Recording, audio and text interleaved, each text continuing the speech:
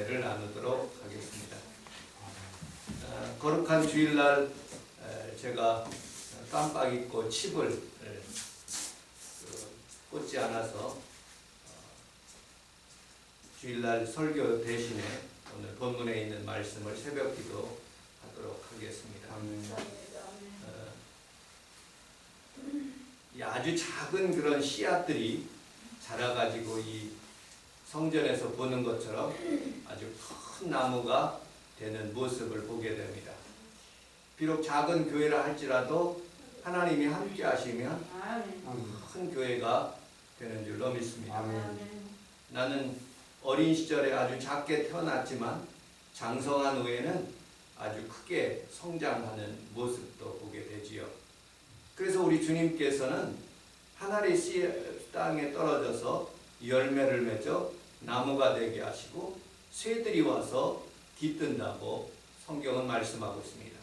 또 한 날 심으면 30배, 60배, 100배의 결실이 임하는 줄로 믿습니다.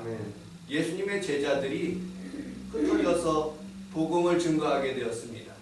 아주 작은 부분에서 복음을 증거하게 되었어요. 사도 바울은 고린도에서, 그리고 사도 베드로는 갈라디아 본도에서, 그리고 전승에 의하면 안드레는 지금 우크라이나에 전쟁이 있는 키우라는 지역에서 복음을 증거했다는 그런 성경의 역사적인 자료들이 있습니다. 그런데 그렇게 작은 곳에서 하나님의 말씀이 증거되다가 크게 하나님이 역사하시는 모습을 보게 됩니다. 마침내 313년 만에 로마, 그 큰 로마가 복음화되어서 이제 기독교 국가가 된다라고 복음을 선포하게 되었어요. 근데 그 위쪽에 있는 게르만 민족, 그 원류에 있는 코트족이라는 민족이 있어요. 그 민족이 쳐들어오게 되는 것입니다. 이 로마가 완전히 그렇게 망하게 되었어요. 그런데 하나님은 그것을 선으로 바꿔서 코트족을 통해서 이 유럽 전체를, 이 지도를 보면 이 에스파니아부터 시작해서 이탈리아, 그 다음에 흑해, 그리고 그 밑에 있는 터키까지 동로마하고 서노마로 그렇게 하나님께서 크게 성경에 보니까 그렇게 강성하게 만드시는 모습을 보게 됩니다. 그래서 동로마는 이탈리아가 되고 서노마는 그 이스탄불을 중심으로 해서 터키가 되는 것입니다. 그 역사책에 저희들이 배웠죠. 합력해서 선을 이루시는 그런 모습을 보게 되지요. 그런데 하나님의 뜻대로 살지 않고 전쟁을 하게 되는 거예요. 어디로? 이집트 원정 십자군 전쟁으로, 그리고 또 이스라엘로 전쟁을 하게 되어서 수많은 그런 사람들이 그냥 기독교에 대해서 싫어하게 생각하는 거예요. 그래서 하나님께서 이슬람 문명을 통해서 터키 지역을 완전히 이슬람화되어서 지금은 터키가 다 이슬람화되는 모습을 보게 됩니다. 하나님께서 터키 지역에 하나님의 복음이 증거되고, 특별히 우크라이나 지역에 하나님의 복음이 증거돼서 기독교가 있으면 로만 카톨릭이 있습니다. 로만 카톨릭이 먼저예요. 근데 로만 카톨릭과 기독교의 중간 부분인 그리스도의 정교라는 것이 있어요. 그것이 어느 쪽으로 올라가냐면 모스크바 쪽으로 올라가게 되었습니다. 모스크바 쪽으로 올라가서 그리스도 정교가 됐는데, 지금이 푸틴이라는 사람이 그리스도 정교를 믿고 있습니다. 국민의 75%가 정교회. 여러분들 우리나라에 있는 어떤 여자가 러시아 우주선을 타가지고 갈 때 이분들이 그리스도 정교회 총 그 사람들이 와가지고 큰 붓 같은 걸로 예수 그리스도의 보혈의 피를 뿌린다고 하면서 그들을 위해서 기도해주는 모습을 보게 됩니다. 이 정교회 총 이 사람이 푸틴하고 이게 러시아 사람 거의 70% 이상 그렇게 예수님을 믿고 있는데 뭐라고 했는지 아십니까? 우크라이나는 악의 축이다. 그래서 우리가 점령해야 된다 하고서는 기도를 열심히 해주는 거예요. 세계의 모든 사람들은 우크라이나에서 수많은 어린아이가 죽는데 생각이 자기네 나라 중심에 밖에 안 되는 거예요. 하나의 고정관념, 아무리 예수를 믿어도 정치적인 색깔이 바뀌질 않는 거예요. 러시아에 아무리 사람들이 죽어가고 그리고 또 러시아 국민들이 죽어갈지라도 우크라이나를 싸워서 이겨야 된다고 그렇게 생각하는 거예요. 여러분, 예수님을 믿어도 똑바로 믿어야 돼요. 무엇이 정직하고 무엇이 올바른가를 우리 하나님께서 우리에게 깨닫게 해주시는 것입니다. 그러므로 우리는 살아가면서 하나님 앞에서 바른 신앙을 갖는 것이 중요하고 아멘. 그리고 하나님 앞에서 올바르게 사는 것이 더 중요한 모습을 보게 됩니다. 자, 오늘 본문에 있는 말씀은 우리 함께 따라하겠습니다. 여호와 삼마. 여호와 삼마. 여호와 삼마라는 뜻은 하나님이 거기 계신다라는 그런 뜻을 가지고 있습니다. 여호와의 이름들이 상당히 많아요. 여러분들 눈이 안 보이는 맹인들에게 코끼리를 말하라면 어떤 사람은 배를 만져보면서 아, 이거는 벽이다. 아, 코끼리는 벽처럼 생겼네요. 어떤 사람은 기둥을 만져보면서 아, 이거는 다리이기 때문에 이거는 기둥이다. 어떤 사람은 코를 만져보면서 아, 이거는 밧줄이다 라고 상상을 하는 거예요. 코끼리를. 그런데 눈에 다 보이는 사람들은 아, 코끼리가 이렇게 생겼구나 하고 부분적으로 보지 않고 전체를 보는 거예요. 하나님도 어떤 사람은 여호와 삼마, 여호와 니시, 우리의 승리, 깃발 그렇게 생각할 수 있어요. 어떤 사람은 사랑 많이 받은 사람은 여호와 샬롬, 평화다, 평강이다 그렇게 생각할 수 있어요. 여호와 니시, 여호와 라파 그렇게 치료를 하는 하나님으로 볼 수가 있는 것이죠.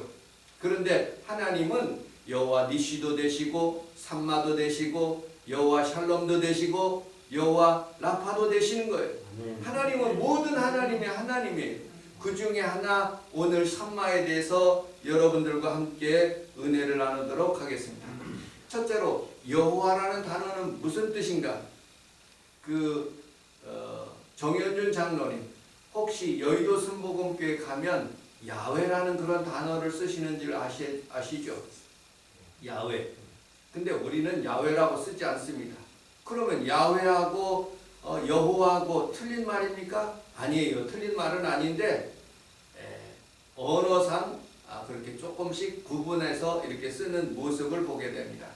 첫째로 창세기 1장 1절서부터 시작하는 그런 11장까지는 엘로힘이라는 그런 단어를 썼어요. 하나님이라는 단어를 엘로힘이라는, 엘이라는 것은 하나님이라는 뜻을 가지고 있어요.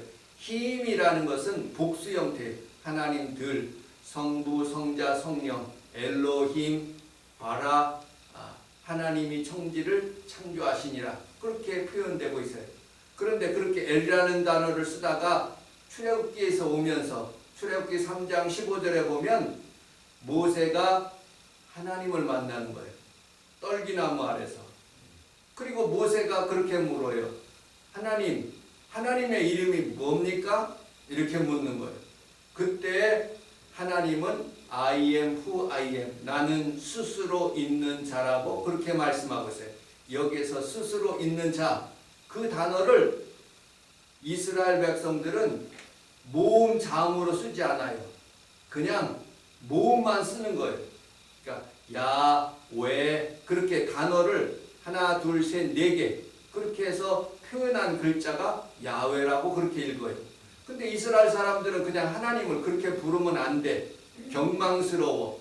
우리가 우리 아버님을 부를 때 홍자, 성자, 규자라고 말씀하신 것처럼 그렇게 불러야 되는 것처럼 하나님의 이름을 직접 부르면 그것이 경망스럽다고 생각해. 그래서 그들은 아도나이라고 부르고 그리고 여호바 그 다음에 여호와라고 그렇게 바뀌는 모습을 보게 됩니다. 그래서 우리는 여호와라고 그렇게 쓰는 거예요. 또 우리 성경에는 한 분밖에 계시지 않는 그런 하나님, 그리고 천주교에서는 하늘에 있다고 해서 하느님 그렇게 표현되는 거예요. 여호와의 이름이 이렇게 다양하게 쓰인다는 그런 것을 여러분들이 아시면 됩니다. 다음 이 본문에 있는 말씀을 조금 설명해 드리도록 하겠습니다. 에스겔서 1장서부터 24장까지는 이스라엘에 대한 심판이에요. 그리고 25장부터 32장까지는 그 주변국 이스라엘을 제외한 나머지 국가를 심판하시는 거예요. 그 다음에 33장부터 48장까지는 여호와께서 이스라엘 백성들을 회복하시는 거예요. 특별히 37장에 보면 에스겔 골짜기에 수많은 뼈들이 일어나요. 그때 하나님 앞에서 기도를 하는 거예요. 에스겔 하나님께서 환상을 보여주시는데 성령의 바람이 불어요. 그 성령의 바람이 부니까 이 뼈들이 맞춰주기 시작하는 거예요. 그리고 하나님께서 그 성령의 호흡을 통해서 그들이 연기를 불어넣으니까 큰 군대가 되었다고 말씀하고 있어요. 그리고 특별히 하나님께서 성전에서 그렇게 동문에서부터 성전에서 문부터 흘러가지고 그 다리에 차이고 허리에 차이고 그 다음에 창이란 단계에서 차여가지고 사람들이 기뻐하고 그리고 또 시온의 대로의 물줄기를 기뻐하면서 회복되는 그런 장면들이 오늘 본문에 있는 장면들이에요. 그런데 중요한 것은 하나님께서 이스라엘 백성들을 심판하시고 그리고 또 그들에게 큰 어려움을 당하고 있는데 하나님은 어디 계시냐는 거예요. 하나님이 어디 계시느냐? 그 하나님이 어디 계시느냐? 지금 바로 이 자리에 있다는 것을 말씀하고 있어요. 근데 사람들은 보이는 것만 믿거든요. 어떻게 보이느냐? 사람들이 이렇게 물체로 보이듯이 하나님을 그렇게 보여주기를 원하는 거예요. 특별히 이 성경에서 그 이어령 교수님이 여러분들 국민일보나 그런 신문들을 보면 이어령 교수님이 그 책을 쓴 것을 광고를 굉장히 많이 하고 계시더라고요. 그분에 대해서 같이 한번 알아보도록 하겠습니다. 그분은 34년생이에요. 우리 아버님하고 그렇게 동갑이시더라고요. 34년생. 그런데 그분이 올해 2월 26일 날 소천하셨어요. 예수님을 안 믿는 사람이에요. 이분은 철저하게 무신론자예요. 얼마나 똑똑하든지 문화부 장관까지 됐어요. 논술위원이었어요. 88 올림픽 때는 모든 그런 올림픽을 다 주관했어요. 그는 어린 시절에 자기가 구렁쇠를 이렇게 움직인다는 것을 그런 생각을 해서 어린아이 하나를 데리고 그 전 세계 사람들이 지켜보는 가운데 구렁쇠를 이렇게 다 굴리는 그런 장면들을 연출해서 수많은 사람들에게 박수를 받은 사람이, 이 사람은 얼마나 똑똑했는지 책을 얼마나 많이 쓰고 그리고 논리적으로 굉장히 똑똑했어요. 근데 예수님을 안 믿었어요. 하나님이 그 딸을 통해서 역사를 하시는데 이미나 이분이 검사고 변호사고 목사님이 된 거예요. 이 사람이 우리 하나님 앞에서 예수님을 믿지 않고 있다가 이 김동길이라는 이 남편을 만나게 된 거예요. 젊은 청년을. 아버지와 같이 그렇게 문학하는 사람이에요. 그래서 그냥 반대도 부릅쓰고 결혼을 하게 되었어요. 그리고 미국으로 넘어가게 되었어요. 그곳에서 열심히 일하다가 마침내 그녀는 변호사가 되었고 검사가 되었고 이 남편은 중앙일보 지사가 거기에 지사장이 된 거예요. 이제는 행복하게 살 줄 알았는데 딱 갈라서게 되는 거예요. 그리고 아이가 출생했는데 이 자폐한 거예요. 하나님 앞에 간절히 기도해요.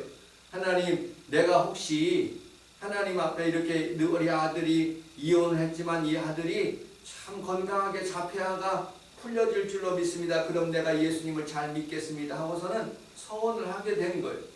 하나님께서 그 기도를 들어주시사 마침내 이 자폐아가 풀어져서 하나님 앞에서 건강하게 살게 하는 거예요.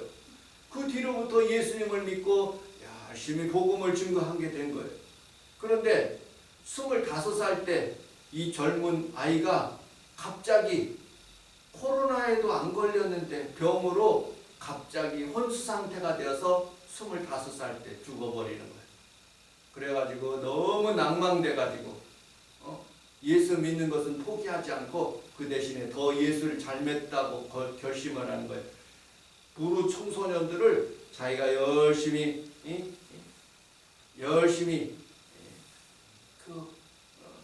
대우해주고 그 사람들을 위해서 헌신하면서 사는 그런 모습을 보게 됩니다. 그때 눈의 각막이 이렇게 찢어져서 눈이 안 보이기 시작하는 거예요. 그때 아버지한테 기도를 부탁했어요. 아버지, 내 눈이 안 보이는데 아버지 중보기도 해주세요. 그때 이어령 교수님이 그렇게 생각하는 거예요. 우리 딸이 눈이 안 좋고 갑상선 암이 있는데 하나님 치료해 주시면 나도 예수님을 믿겠다. 이 똑똑한 분이 그래가지고 하나님 앞에 기도를 했는데 그 마음의 기도가 들어진 거예요. 하나님께서 그 눈의 각막을 찢어진 부분을 붙여주시고 그리고 갑상선 암을 치료해 주셔서 이어령 교수님이 홍정길 목사님하고 그 다음에 교회에 있는 목사님들하고 같이 세례를 받는 장면들을 몇 년 전에 본 기억이 있습니다. 이분이 이제 예수님을 믿게 되어서 하나님 앞에서 간증하면서 온 교회를 다니면서 복음을 증거하는 설교를 제가 많이 듣게 되었어요. 책도 보았어요. 여러분들, 한 사람이 예수 믿게 되는 것은 얼마나 큰 축복 중에 축복인 줄 믿어요. 여러분들, 우리는 살아가면서 하나님이 그곳에 계시기 때문에 그들의 마음을 변화시키는 거예요.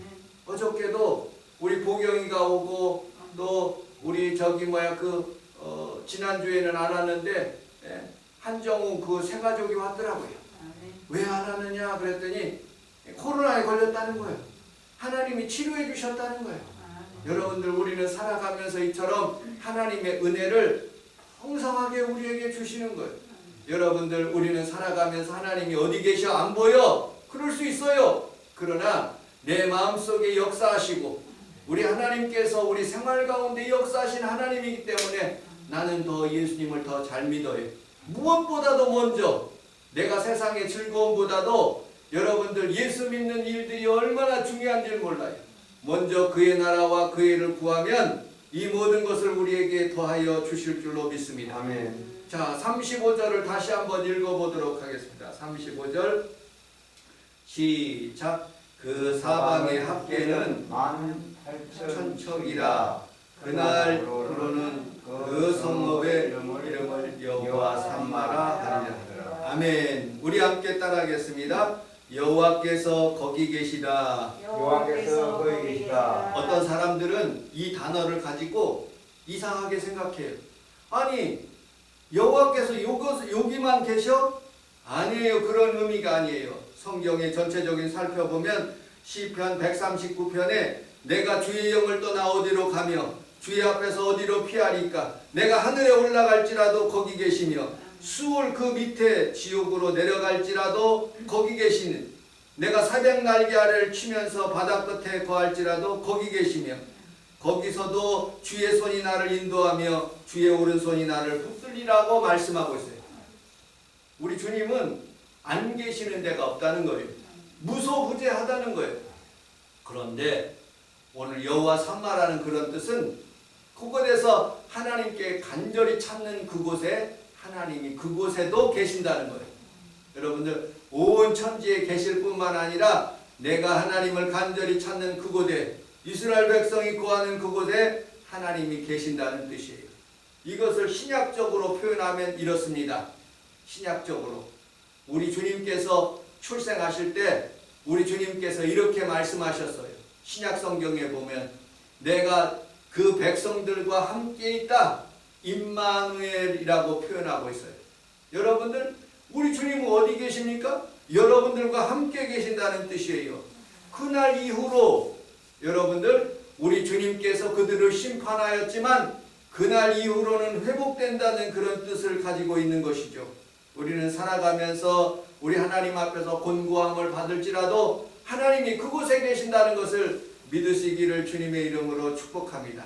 야곱이 형을 피하여 도망가는 그 광야 가운데도 우리 주님께서 그곳에 계셨어요. 애굽 땅에서 여러분들 요셉이 감옥 가운데 있을지라도 우리 주님은 요셉과 함께 계신다는 거예요. 다니엘이 사자굴 속에서 사자에게 잡혀막을 그 순간에 사자의 입을 막으시고 우리 주님께서 그곳에 계셨다는 거예요. 사도 바울은 빌립보 감옥에서 있었을 때 우리 주님은 그곳에 계셔서 옥문을 열어주신다는 거예요. 우리 주님은 오늘 이 성원 순복음께 예배드리는 모든 성도들에게 함께 해주시는 것을 믿으시기를 주님의 이름으로 축복합니다. 여러분들 홍대에 가면 그 큰 호텔 하나가 있어요. 거기에 소 이렇게 있는 그런 장면들을 보셨어요? 홍대 가는 길에 호텔에 그 무슨 미란다인가 그 호텔에 있어요. 그 소가 이렇게 있는 조형물 동상 같은 거 거기에 있어요. 그런데 그 소에 대한 얘기는 이래요. 이중섭이라는 사람이 있어요. 굉장히 유명한 화가예요. 우리나라에서. 이 사람 그림이 얼마나 귀한 값어치가 있는지 몰라요. 그 사람이 흰소를 그린 거예요. 이중섭 하면 흰소. 이 사람이 우리나라 사람들을 어떻게 표현할까 해서 그린 작품이에요. 흰소. 이 이중섭이라는 사람은 소를 굉장히 좋아했나 봐요. 저처럼 저는 소띠거든요. 그런데 소를 그리는데 우리나라에 있는 곤고한 생활에 있는 그런 사람들의 모습을 보면서 소를 그린 거예요. 빼짝 말라서요. 그리고 힘있게 일하는 그런 모습의 사람들을 우리나라 사람들을 대표해서 그린 거예요. 저는 이 그림을 보면서 하나님이 우리나라와도 함께 하시는구나 하는 것을 생각을 들었어요. 여러분들 1950년 그렇게 6.25 사변 가운데 하나님이 우리나라에 없는 것 같지만 그곳에도 하나님께서 함께 하셔서 많은 선교사들이 우리나라에 들어오게 하신 거예요. 포로, 이스라엘의 포로 가운데 있었을 때 가스실에서 끌려가서 유대인들이 죽어갈 때 유대인들은 눈물을 흘리면서 하나님이 어디 계십니까? 하고 그렇게 말했어요. 그때 우리 하나님께서 하나님이 여기 계신다 하고 그렇게 말씀하시는 거예요. 그리고 찬송가에 이런 찬송가가 있어요. 그 크신 하나님의 사랑 말로 다 형용 못하네. 하늘에 두루마리 삼고 바다를 먹물 삼아도 한없는 하나님의 사랑 다 기록할 수 없겠네라고 그 유대인이 가스실에서 죽을 때 하나님이 여기 계신다라는 그런 단어도 쓰실 뿐만 아니라 하나님의 그 크신 사랑에 대해서 표현하는 그런 장면들을 보게 됩니다. 여러분들 우리는 살아가면서 우리 하나님 앞에서 하나님이 이곳에 계시고 우리를 쳐다보고 계신다는 것을 늘 의식하며 살아가시기를 주님의 이름으로 축복합니다. 아멘. 물통에 가득한 그런 상황 가운데 생쥐 2마리를 실험했대요. 거기다 집어넣었대요. 집어넣었는데 뚜껑을 확 닫았고 검정 그렇게 빛이 하나도 안 들어오게 그렇게 그쪽에 집어넣었더니 3분 만에 죽더래요. 그런데 빛을 프레시 빛을 쫙 비춰주니까 이 생쥐가 무려 36시간을 살더래요. 평균 750배나 더 이 생쥐가 산다는 거예요. 우리 인간도 마찬가지예요. 저희 인간 의사가 금방 죽을 사람이야 그러면 금방 죽는데요. 근데 지나가는 말로 저 사람 오늘 밤만 넘기면 살만한 사람이야. 그렇게 얘기하고 갔는데 그 환자가 그것을 듣고 나는 오늘 밤에는 틀림없이 산다 하고 소망을 가지면 그 사람이 끝까지 살아남아서 건강하게 사는 그런 모습을 보게 됩니다. 타이타닉호가 침몰할 때 한 문인이 있었습니다. 그는 나무 반지를 끌어들고 파도와 무서운 추위와 싸우고 있습니다. 그럴 때 헬리콥터가 비행기가 지나가면서 그 사람을 본 거예요. 그리고 그 사람이 힘없이 죽어가는 모습을 보고 있으면서 구조해 주겠다고 그리고 간 거예요. 그 사람은 그 헬리콥터를 보고 그 비행기를 보면서 나는 살아야 되겠다. 저 위에서 나를 보았구나. 나는 살아있구나 하고 그렇게 결심하고 그렇게 죽으려고 그러다가 다시 힘이 생겨서 나무 반지를 콕 붙잡고 끝까지 살아서 구명보트가 와서 자기를 살렸다는 말을 들어봤습니다. 여러분들, 우리는 살아가면서 하나님이 이 자리에 계시고 하나님의 능력으로 오늘 나는 살고 있구나 하는 것을 살면 하나님께서는 여기 계시기 때문에 여러분들의 기도를 들어주시고 하나님의 축복을 더하여 주실 줄로 믿습니다. 아멘. 결론, 우리 하나님은 코로나 한가운데도 성전에 계시고 아멘. 여러분들의 사업장에 계시고 아멘. 여러분들이 기도하는 장소에 들어 계시고 그 기도를 들어주시는 거예요. 하나님이 여러분들의 마음속에 늘 계심으로 우리는 걱정할 필요가 없어요. 코로나가 와더라도 먼저 하나님 잘 섬기면 하나님이 이 모든 것을 더하시는 거예요. 거룩한 주의를 지켜야 돼요. 아멘. 세상의 어떤 것보다도 자녀의 말을 듣지 말고 하나님 말씀을 들어야 살아가는 거예요. 우리는 우리 하나님 앞에서 여러분들 주여 주여 한다고 그게 하나님 앞에서 올바로 사는 거 아니에요. 우리는 하나님의 말씀이 거룩한 주의를 지키라 그러면 지키는 거예요. 다른 이유가 없는 거예요. 아멘.